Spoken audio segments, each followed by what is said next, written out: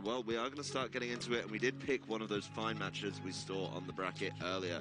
This is going to be Angel Miranda with a phenomenal list of achievements there. Top 8 at US Nationals, top 16 LAIC, a Pennsylvania Regionals top 4, and something to note, he's just adept at both of the big games here for Pokemon. Getting a top 8 this year in Peoria in the trading card game. So more definitely... you card game people. What is your issue with card game people? We like a little bit of variety. He has a fantastic team as well. Definitely one of these teams that's already kind of gone through the ringer of improvements and building up on an idea like Golden Go and a Tailwind setter has already been refined a couple of times. His opponent is going to be Chuppa Cross, a player who's also been playing for a number of years with, once again, a phenomenal list of achievements behind him. Regional runner-up, World's Top 32, regional runner-up again going even further back and winning one of those as well, all the way back in 2011. His team looking like something we've seen very much standard on this so far. It is, of course, going to be the Dondozo-Tatsugiri combination, but he's rounded it out with some different Pokemon compared to those of us we've had on stream. So definitely two phenomenal players. I'm going to be honest, it's looking a bit Liberty Garden up on that stage. It looks like a New York Premier Challenge of years past, Scott. Two players who are very local, very well known to each other, with a judge who also contributed a lot to that community. I think this is going to be a fantastic game where both players are desperate to make it into top 8. Yeah, it's great to see all these people on stage, you know, some of the real pillars of the video game community. I think it should be a lot of fun to watch. Angel's always one of my favorite players. I think he has a tendency to use moves on Pokemon where normally that's not the standard approach. I feel like he's like the player in the tournament most likely to put a special attack on a Pokemon that probably shouldn't know special attacks, which he has done once here. I think a lot of fun. And then, yeah, I think Chuppa set's really interesting too, right, where we've seen one Dondozo team repeatedly from different players on the stream. His is very different, notably missing Sylveon, which is very core to what we normally see. So it should be fun to watch how this plays out. And adding Pawmot as well. That's something that we do have to call out. The leads have taken the field though, and that Pawmot already thrown out into the lead alongside the Golden Go for Chuppa Cross. There's going to be the Tauros and King Gambit combination for Angels. So no sighting of the Dondozo from Chuppa just yet. That said, I think we're going to have to analyze it a little bit later, as these trainers are locking in real quick, but there is certainly something to be said about how it is going to be, how hard it is to play that Dondozo. So there's the moves locked in quickly from Angel. I think this is trying to have that explosive turn one with two very offensive Pokemon. Kind of balls of stats on Angel's side, right? It's like, do you have enough to knock me out? Because I probably have enough to knock you out in return. And worth keeping in mind here, too, Pawmot, one of the few electric-type Pokemon who does not like that Intimidate. That is certainly a big problem, and a fighting type as well, which would be very helpful here. But the first sighting of one portion of the combination is the Dondozo, taking to the field for Chuppa in exchange for that Golden Go. So it didn't feel like it was in a great position. And facing down the King Gambit, I think it's fair to say that wasn't where you wanted it to be. But the King Gambit does terrestrialize immediately, does get faked out for its troubles as Tauros fires off a Raging Bull into the Pawmot. Now that is going to be a lot of damage as King Gambit flinches and is unable to move. I guess so, Chuppa somewhat avoiding the danger there. Does take a bunch of damage return, but at least gets to see the terrestrialization on the other side. I'm actually a little bit surprised to see Dondozo. Like, one thing to keep in mind of his team matchup, again, we haven't seen a Dondozo player and not bring the whole combination yet, but this is one time where Angels has so many tricks for this matchup that perhaps we'll see over the course of this game that it's really tough to win using the Dondozo-Tatsugiri combination. So, and maybe those other Pokemon that Chuppa will have to lean on, such as that Pawmot. Pretty excited to see that finally. It's never been like a high usage Pokemon, but it does a really neat trick in that there's a 1 PP move that can revive any of its knocked out friends. So a little awkward when Pawmot goes down first, which could happen here with the damage that Angels put on the board. Yeah, that is definitely a focal point. Being able to bring back one of your Pokemon just makes those numbers really tough to deal with. Pawmot is leaving the field, and it is being swapped out for the Meowscarada, so you're right. There is definitely no way to activate the Commander ability. We see all 4 of Chuppa's Pokemon. That said, it is going to be another switch, so the King Gambit left the field and the Tauros in exchange for the Amoonguss and the Mimikyu. The Dondozo will fire off the Wave Crash into the Amoonguss. Not enough damage right there to really be a concern. So just a little bit of recoil damage for Dondozo, and a nice, safe double switch. Clearly, this pairing is something that is really, really important for Angel. Yeah, I mean, we do see the option of that Trick Room on Mimikyu there. A lot of quicker Pokemon on Chuppa's side of the field, so that could be pretty devastating. And it's the 3 Pokemon you kind of see as he has his team up here. Mimikyu, Amoonguss, and Tauros all just make things so difficult for that Dondozo combo, where you just... it's really tough to actually pick it, right? I think on the flip side, without that option available, that Meowscarada could be a really important Pokemon in this matchup. Kingambit has already changed its type to make things a little bit more difficult for Meowscarada's trademark move and Flower Trick, now gaining, I guess, maintaining a resistance, but threatening a little more offense with potentially a flying type. Being able to fire back certainly helps out in that situation. But no Terra Blast on it, so yeah.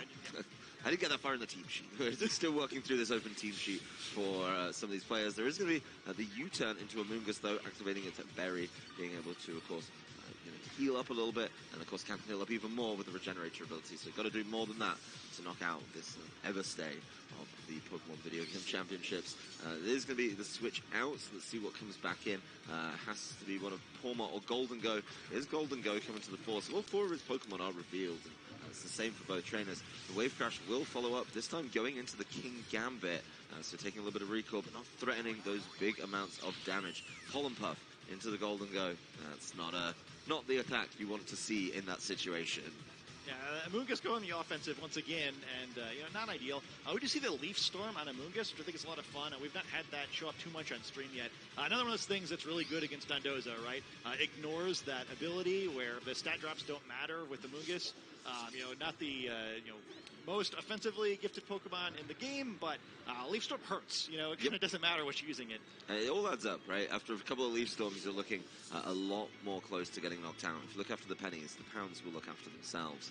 But this Kingambit applying a surprising amount of pressure, I think. Just being able to kind of shut down that Golden Go, certainly an interesting way to get around it. Amoonguss wants to get that Regenerator ability, time to leave the field, and it's another opportunity for the Mimikyu to come in. Pokemon that we really just saw appear, then leave immediately. Actually, a Pokemon I think Angel is very familiar with and has played a number of teams with, so understanding how you have to position it to use that disguise ability is really important. Golden Go will be the Terra choice for Chuppa in this matchup, though, as he does decide to fire off the Steel version just to make sure that Make It Rain really makes it hurt. That said, the Sucker Punch is going to go into that, and because of the drop of the Ghost type, that is not as impactful as I think Angel was expecting. Make It Rain will connect with the Kingambit, not going to get it knocked out, will drop the special attack of Golden Go, but the Disguise will take that one for the Mimikyu, doing a lot less damage, just a little fraction of its health in exchange for that change of form compared to what we would have seen. Kingambit, though, will get followed up on with the Wave Crash, and it's a knockout for the Dondozo, so still able to put in some work, even without the Tatsugiri. Yeah, once again, too, those cursed flying Terra types continue. Kingambit not really getting anything out of the Terastallization and losing its resistance to that Make It Rain. It's a nice switch on Angel's side where he does you mitigate that most important first Make It Rain a little bit on Mimikyu by using the Disguise to block the attack, while Golden Go has that neutral special attack. Now, has it reduced a little bit, but the first knockout going to Chuppa. That is certainly a big swing for him, I think, in the momentum, as both trainers were kind of figuring the matchup out a little bit. Of course, you have to remember he has the Porma in the back. That is, of course, very, very low, but could get caught out. But being able to swing the numbers is certainly an interesting option that maybe we'll get to explore over the course of this game. It is going to be the Taurus facing down against the now just Steel Golden Go. So maybe the Terra type is going to come back to haunt Chuppa a little bit here. It's certainly a problem. And yeah, he's forced right into the Protect, just not wanting to deal with the close combat of the Taurus. There it is. So it's now to Mimikyu to deal with the Dondozo, or Dondozo to deal with Mimikyu in return. Let's see how these two go. It is just the play rough, getting it down to below half, lowering the attack. That is certainly going to help out. The Earthquake, another reason for the Golden Go to protect so it doesn't take that damage from the side, will land, of course, into both the Taurus and the Mimikyu, but it's just not that much damage. Looking even worse after that play rough attack drop as well. It technically attacked that turn. Hey, sometimes, you mentioned all that stuff about the pennies and the pounds, but weren't too many pennies on that turn. No, that is certainly a light-looking piggy bank as you start to cash in for those knockouts. But both trainers are still, I don't think anyone has made a clear-cut advantage. Yes, there is a knockout on Angel's side. He's lost the Kingambit, but these Pokemon, particularly the Paldea and Taurus, could start to put a little bit of work. And really, if you're thinking of the Golden Go, you've just protected where do you swap to? Pormart is exceptionally low and would definitely get knocked out there. And the Meowscarada is a dark type. That doesn't feel like the correct choice. The Meowscarada is coming in place of the Dondozo right now. Obviously, would have the grass type as a positive type matchup into this Taurus. And Taurus just firing off the close combat, landing it neatly onto the Golden Go, giving him that ghost type, coming back to be quite painful. I think both trainers have gone with a defensive Terra type that actually hasn't worked as they intended. Yeah, I mean, it's tough where these Pokemon, it seems like kind of no matter what they have on the field, there's some awkward matchup both ways. And we do see a super effective play rough, non-ideal switch there, and Meowscarada going down before it gets to do anything. That was a tough switch to make, especially when you saw the play rough the previous turn. Chuppa thinking he probably wants to save the Dondozo for a later situation. That said, it is going to be Dondozo and Pormart coming to the game here. Pormart exceptionally low, Dondozo already just at half. So a lot of work for these Pokemon to do. It's 3v2, but can Pormart swing something a little bit cheeky in there? There is, of course, options to try and shut this down. Very respectful and knowledgeable of Angel to make sure no Revival Blessing, just an easy Shadow Sneak to knock that out. Yeah, huge impact to that priority move there, whereas could have been a somewhat different game. Although, man, with Dondozo this low, I mean, even if Pormart had revived another Pokemon, it would have been a big gap. Yeah, it still would have been a big problem. The Dondozo will order up into the Taurus, and a very underwhelming attack right there, seeing what happens when you don't set it up with the Tatsugiri. It definitely becomes a whole different ball game. And Chuppa throwing in the towel at the end of game one there. Kept himself in the game for a very long time, but overall, you know, Angel just felt like that Taurus and the Mimikyu was kind of unstoppable at the end there. Yeah, pretty dominant game one. I think a little concerning on Chuppa's side, where Angel kind of has all the Pokemon on his team that are there to stop the Dondozo Tatsugiri combination. I think something for the other side of the field too is like I don't think Angel really is in a position where he has to get a ton of value out of his terrestrialization, right? Like I think he has a pretty significant team matchup advantage. So Chuppa might have to hit a home run with his terrestrialization and the way he plays the game, where Angel maybe can just hit a single and still win the game. Yep. It's another sports reference. I have to learn these, and I do understand those. We're getting there, Scott. But it's the Taurus and Mimikyu for Angel's side of the field, and Meowscarada and Pormart over on Chuppa's side. Definitely needs to get a little more wiggle room going early, I think it's fair to say, because this Mimikyu changes things up. I mean, these Pokemon on Chuppa's side are pacey. That's what they're known for, and being able to get caught with, I don't know, a Trick Room would feel pretty bad. Yeah, it's a dangerous thing too, where Chuppa's like right on the edge of having a Pokemon that need to be holding Focus Sash theme team here, but you only get one. So we saw what happened last game to Meowscarada, where it kind of just got dunked when it tried to switch in, and if Trick Room goes up, this is not a team that's going to be able to deal with that very well. And surprisingly, Mimikyu's still a great Trick Room setter, right? It is always going to cause problems with the Disguise ability. And of course, the Taurus just being on the field, I think, applies enough pressure to maybe make the decision a little bit harder for Chuppa to just, like, double in. And Pormart does commit to the fake out, which means there is, of course, going to be a kind of free hit for this Mimikyu. Will get caught by the U-turn, of course, bust the Disguise, making sure that it's not able to just take those hits freely, take a little bit of chip damage, and get off the field. It did get caught by the play rough in the previous turn, and that is something it didn't want to see again. So leaving the field very wise, but not much damage going down. The Golden Go will take to the field here, so kind of sticking with the same Pokemon choices, but the Trick Room goes up for Mimikyu, was not able to shut that down. And looking at the team selection and kind of the speeds that Chuppa decided to go with, that could be very impactful. Yeah. I do think it's the best turn one that Chuppa could realistically have gotten there, though. I mean, I guess like you can try and double Mimikyu and stop the Trick Room, but if you're not going to do that, it does have Golden Go out in the Trick Room now. It can't be spored. It has a type advantage against the Mimikyu. The Mimikyu's Disguise is broken. It's still not a great spot just because, this is not a good team for playing in Trick Room with when you can't use the Dondozo combo, but, it's solid. The problem is, how do you stop this 4 from coming in on the other slot? Yeah, that is going to be a big concern, and once you save the Mimikyu really could just leave and wait for later, right? Once that Golden Go is dealt with, you're probably feeling a lot better, as that is exactly where Angel's mind is at on this one. Bring the King Gambit in. Of course, it's not the flying type right now. It's still going to resist that Make It Rain rather nicely, and that Pormart knows it's probably going to get put to sleep, so time to switch things around. Meowscarada, a much better choice, as the grass type not able to just get spored, so the Amoonguss going first, falling for that one, not able to connect that one, as Golden Go realizes it's time to maybe try and set up a little bit. It's got to put in a large amount of work, gets that nasty block going, so null turn really for Angel. Does get to see the switch though, and a little bit of breathing room kind of bought for Chuppa by setting up that nasty plot. So when it does connect with the Make It Rain, it can push for those knockouts a little bit easier.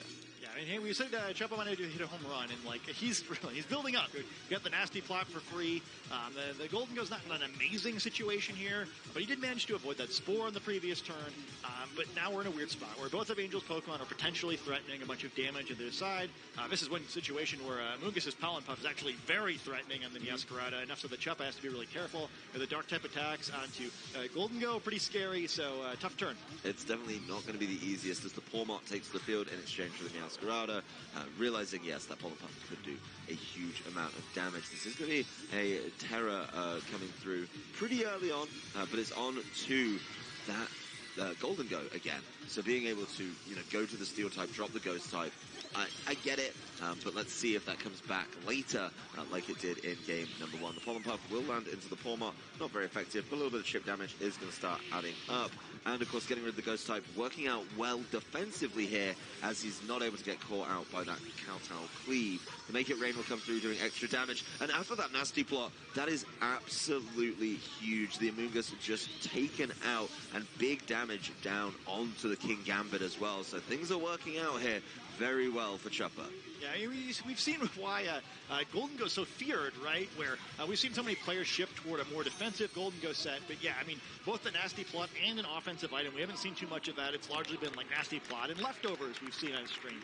And like, there's advantages to that too. But if you can get those attacks off, Golden Go just hurts so much. And Palmite gets in pretty free. Can threaten a fake out here to help perhaps get one more turn down. And then, Trick Room's almost been killed off. Chuppa may get out of this one. It's still close. I think this game's kind of right on the edge, but he's done a great job of killing off this Trick Room despite having so many quick Pokemon on his side. Yeah, he's been able to find a knockout in there as well, and he still has a Pokemon advantage at 4-3, so understanding this Trick Room and how to play around it is really wise. The Pawmot will fake out into the King Gambit, and then there is going to be a flinch over there. The Mimikyu is going to connect the Play Rough into the Pawmot. Of course, Fighting type, easy knockout right there. So no Revival Blessings once again, but who's going to stop this Golden Go right now? It is going to be just leaving the, the field covered in coins with one of these Make It Rains. Not enough for the knockout on the King Gambit after that special attack drop the previous turn, but easily enough for a knockout on this Mimikyu. So another trade of Pokemon, I'd say definitely feeling pretty good as the Golden Go, losing some of its HP. That's a trade that you're very willing to make. That said, there is of course going to be the arrival of the Paldean Taurus. But just the wrong time, right? We saw Angel looking at the status of the game. There's still one more turn of Trick Room, and that Taurus is holding a Choice Scarf, which would be fantastic if this game goes one more turn and Taurus is still available to be used. Being the quickest Pokemon on the field right now, not great. No, not the time you want for it, and that's always the flip side of trying to do these hybrid speed teams where, yes, you have your Trick Room turns. Those are really cool, but when you get caught outside of that Trick Room, and if you have to kind of end the game before the Trick Room ends, yeah, it's going to look really bad for the Taurus. So that is taking to the field right now. That is going to be, would love to throw one of those close combats out in either of these slots, actually. The Intimidate's certainly going to, try and slow things down. Not going to be an impact on the Golden Go. This King Gambit is dangerously low. Yeah, this is a tough spot now where that the Taurus can't protect. Neither can the Meowscarada, actually, both of them holding choice items, but yeah, it's I think it's probably impossible on Angel's side not to lose a Pokemon this turn. Both of them could be potentially effective once this Trick Room expires, but Chuppa just played a very scrappy game here, right, where it seemed at the beginning, Angel got the Trick Room up, but how do you get out of that with both Meowscarada and Pawmot as two of the Pokemon that were revealed so far? But he's maneuvered really well. The Pawmot, even though it didn't really get to dish out any damage, was kind of like just effective enough where it protected Golden Go enough that it was able to hang out for all these turns of Trick Room, get the nasty plot off, fire off these huge Make It Rains. It's been a nice game from that side of the field. Well, it is going to be the terrestrialization from Angel's side, so deciding to match this one up, and very wisely, he's deciding to terrestrialize his Paldean Taurus. It's going with the grass type, so getting rid, it's obviously the Aqua breed, so getting rid of that massive weakness to the Meowscarada is absolutely huge. The Golden Go will protect this turn, so knowing it, could get caught by a pretty nasty sucker punch here, doesn't want to fall foul of that one too quickly. quickly. The Taurus is going to be in a position to try and cause some problems. Meowscarada going as the Dark type will get the knockout on King Gambit, so that Sucker Punch being punished, it wasn't able to connect and then started to cause some problems. Of course, it does have the Assault Vest. You are able to, not able to protect with that one, but the Dark typing will come back to haunt this Meowscarada here as it just gets knocked out. It was already a Dark type, but just making sure that, you didn't change to a more beneficial type against that one. Of course, this does now mean this is the last Pokemon on the field, and it's going to be a Paldean Taurus locked into close combat. So all you really need to do is land an attack. The big change here is the Arcanine lowering the attack, and that Grass-type Terror. Guess what, Scott? That is not the type you want to be. Arcanine's looking pretty smug there, and I think it's about to send us to a Game 3. Yeah, that is come back to cause so many problems. I mean, it didn't really matter in that turn, right? Like, it wasn't able to cause that problems. He does get to show the Steel type costs you, and you get to knock it out with the close combat. But at the end of this turn, I think it's going to be looking a whole lot different. Arcanine with the Flare Blitz, two defense drops on the Paldean Taurus because of those close combats. This top 16 match is going the distance. Yeah, just an awesome game by Chuppa there. Yeah, I mean, it's certainly not an easy matchup. We don't see either half of the usual, Dondozo Tatsugiri combination that this team is built around. I thought he just played that brilliantly, right? Where, we did see him have to deal with Beacon Trick Room with, two Pokemon that are just terrible in Trick Room. And then, Golden Go is just so important in that matchup. Again, he's using a version of this Pokemon that's a little bit different from most of what we see in the field. Where, now what window can Chuppa find to kind of sneak another one by him? You'd assume it has to be a very Golden Go focused strategy again. But, it's not like he has something like Rage Powder or Follow Me to, simplify that, where, he needed a lot of positioning that first game. And, will Angel choose to set up Trick Room again, which ended up kind of more helping Chuppa than him? I don't think the Trick Room was as valuable as I would have liked to see it, right? I mean, just Golden Go as a Pokemon, good as gold, just saying no. So the Amoonguss, which is like a big swing factor in the Trick Room, it's like, you've got those turns to put everything to sleep. The fact you can't do that just feels really wasteful in the Trick Room. You can't do it, you can't put it to sleep, you can't damage it. What are you doing, Amoonguss? Like, you're not capitalizing on the Trick Room as I like, and we already see an adaptation in the lead. Taurus and King Gambit, the lead once again for Angel's side of the field, going up against the Meowscarada and Pawmot of Chuppa. So both trainers kind of falling back on the successful situations that they put themselves in the previous two games. Yeah, it's a pretty tough spot for this Meowscarada, where we've seen Taurus's Choice Scarf, right? Where normally this would be a somewhat Meowscarada favorite situation. You'd still have to worry about a terrestrialization from Tauros. Now, it's just being threatened with so much damage, right, that you basically have to fake out Tauros if you don't want to just cough Meowscarada up for nothing. So, Angel putting up the pressure early. Oh, well, there's not going to be a fake out as the Pawmot does return to the field. So let's see how this one is going to work out. The Golden Go coming in place of the Pawmot. King Gambit leaving the field.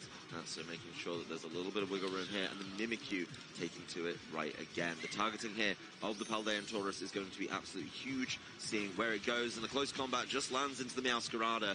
That is not got the Focus Sash. We know where the Focus Sash is. Everyone knows where the Focus Sash is. It's on the team sheet. And Chuppa has coughed up a Pokemon turn one. That is not where you need to be in this one. Yeah, it's tough.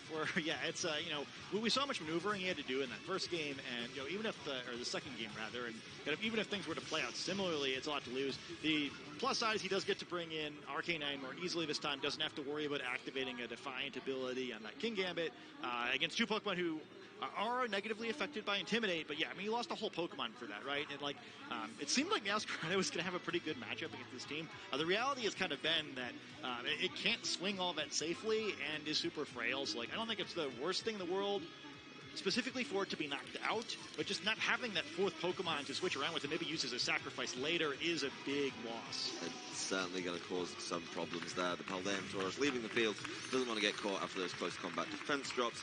Would be way too easy though. Chuppa has decided it's time to set up the Golden Go again. This is something that was integral in the last game as Mimikyu reveals one of my favorite moves. It's going to be Curse. So it does cut its health in half, and then it's going to be taking chunks of health off the Arcanine between turns until it switches out, right? The disguise makes sure that that Flare Blitz isn't that impactful. And look, it's just going to take away a clean quarter. Of course, this is here for the Dondozo matchup. This is why it's been something that Chuppa is unable to bring. And Mimikyu revealing that secret in Game 3, it's going to force a switch, and we know what the switch is. Yeah, I mean, I think it's a really interesting move in the situation, too. Or, maybe it's mostly for Dondozo, but anytime you're up with a Pokemon advantage like this, right, it puts on a ton of pressure, particularly in the situation, right? Well, you switch out the Arcanine. Well, how do you get it back in without activating the Defiant ability, right? It's a weird synergy where, he can't really afford to just give up Arcanine here, which I think is almost giving up the game, but perhaps we'll leave it out here for another turn.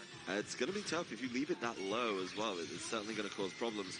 It's going to be the third and final time in this match where it's going to be the Steel-type Terror on the Golden Go. So accepting that at some point he might get hit by the close combat, but in this turn, it's super important. In this turn, it saves him from the Shadow Sneak and the Sucker Punch, so he's able to take those hits without being Ghost type. Of course, that Nasty Plot did boost up the stats over on that side of the field. Mimikyu easily knocked out here. The King Gambit taking it pretty well, I'd say. Of course, the King Gambit is going to still have to deal with something from this Arcanine, which could be a lot more punishing.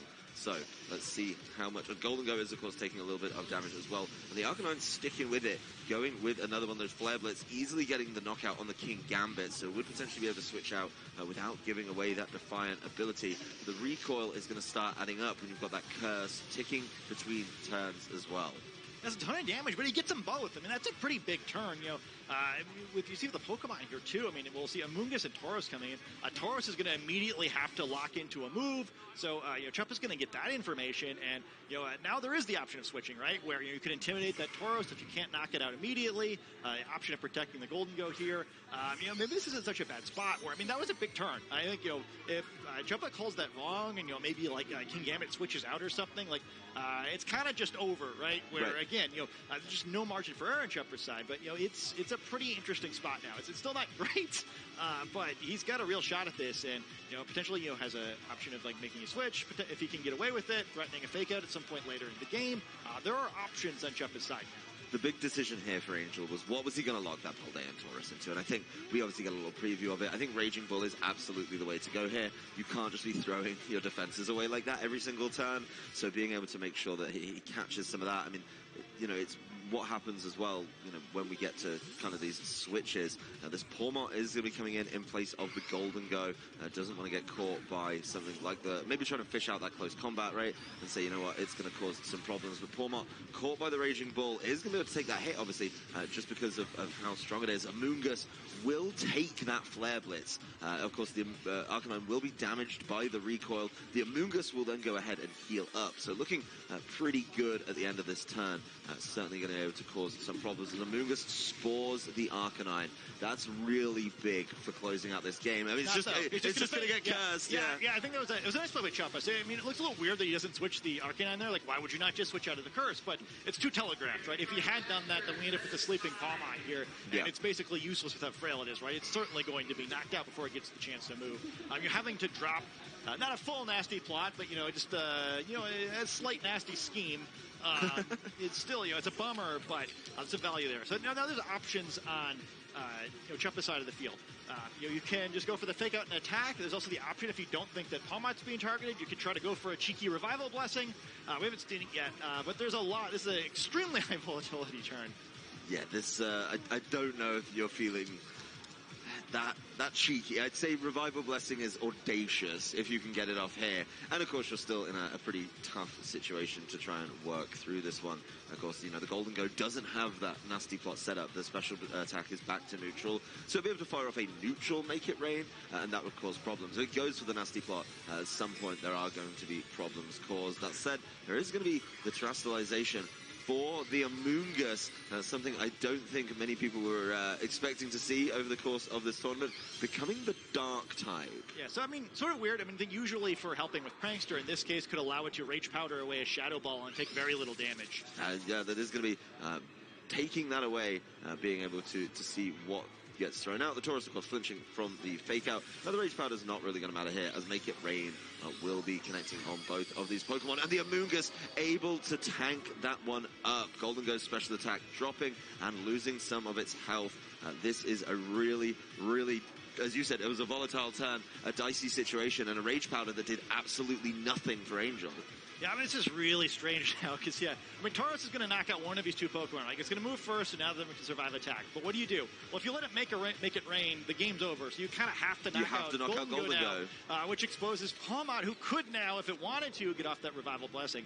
But if you're bold on Angel's side, yeah, you can just attack with both Pokemon.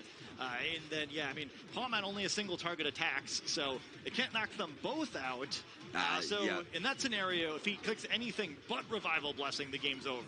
Yes, so this is a crazy turn. It's going to be the Rage Powder for the Amoonguss, so I think targeting down the Golden Go is absolutely essential here. The Taurus will connect the Raging Bull, obviously. That's going to be an easy knockout on the Golden Go. So the big focal point of this team has been knocked out. The Pokemon that saved him so much in game number 2. Palmot with the Revival Blessing, making those numbers not what Angel was expecting, coming into the following turn. So being able to bring back a partner is huge. What do you go for here, Scott? Oh, gosh, I mean, checking the team sheet here. What moves did, interesting. So we know Tauros is locked into a water type attack here, so it's a little weird to bring Arcanine, but yeah, I think Arcanine's the answer, right? You do get the Intimidate out here, so it'll reduce its damage, and you kind of in a spot, right, where, again, you know, it can't knock out both of these Pokemon. Arcanine, even though it's not as quick as Tauros, is threatening extreme speed, which kind of forces Amoonguss into another Rage Powder if you don't just want to immediately lose the Tauros. It's just still an awkward position where, you know, I don't think Chuppa had the Pokemon that was like the full GG by reviving it, but this definitely makes this game really interesting. Let's see how this one comes out. It is one of the closest games I think we've seen all weekend, to be quite honest with you, Scott. This Taurus locked into the Raging Bull, trying to get these knockouts as quickly as it can. As Arcanine's extreme speed deals with the Taurus, that is come back. It got cursed, it got knocked out by the curse, then it got revived. It's definitely getting a little bit spooky here as close combat landing into the dark type Amoonguss. A super effective hit for 7 health. A really tough matchup, but 2 phenomenal games from Chuppa Cross played out here on stream. He'll be moving into the top 8. Yeah, really fantastic set there. And yeah, I mean, what a move, right? Where we haven't seen Palmot all weekend, and the Revival Blessing is the only way out, right? Like, it doesn't matter what else that Pokemon could have.